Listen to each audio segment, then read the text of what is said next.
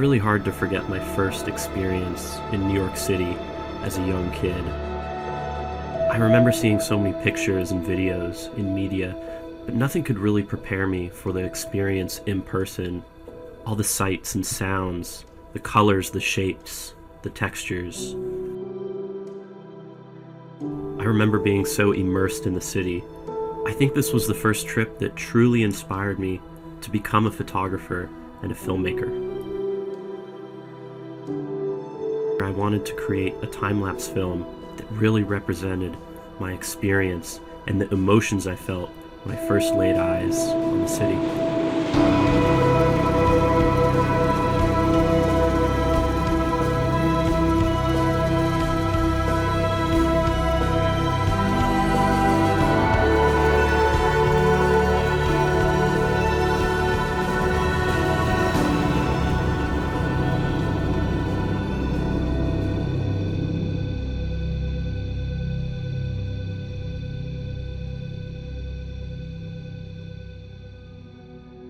Years later, I came back to New York City in 2016 as a professional photographer and time-lapse filmmaker.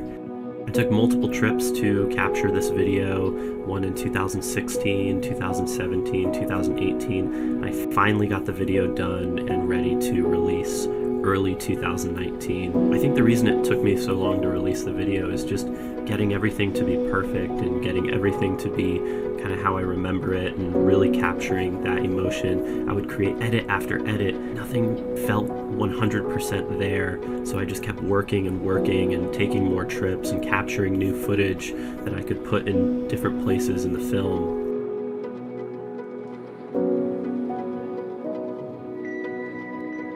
For the video itself, I really wanted to capture a variety of different footage, nighttime, daytime, sunset, day to night shots. And I wanted to also capture a lot of static shots, so just shots on a tripod, as well as tons of motion controlled shots and hyperlapses.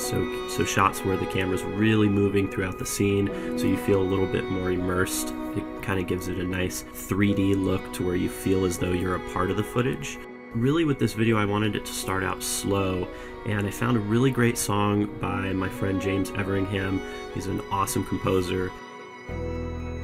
Some of the harder shots to complete were the hyperlapses, so a lot of people thought they were actually drone shots. Funny enough, these are hyperlapses done on a rooftop, so the way in which I'm doing these hyperlapses, I'm actually moving the tripod. I'm moving a camera on a tripod various distances.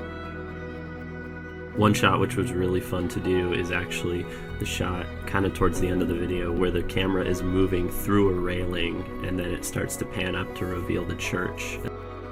That scene took so long to set up just because I didn't have a lot of room in between that railing, and so I had to set up the camera probably 5 or 6 times before I finally got it to where the camera wasn't going to hit at the top of the railing. Funny scenario, I had so many people walk up to me kind of asking me what I was doing, what was going on, you know. It's kind of a funny setup when you're out in the city and you've got this 6-foot slider with this motion control head. People think you're filming a, you know, some TV show or movie.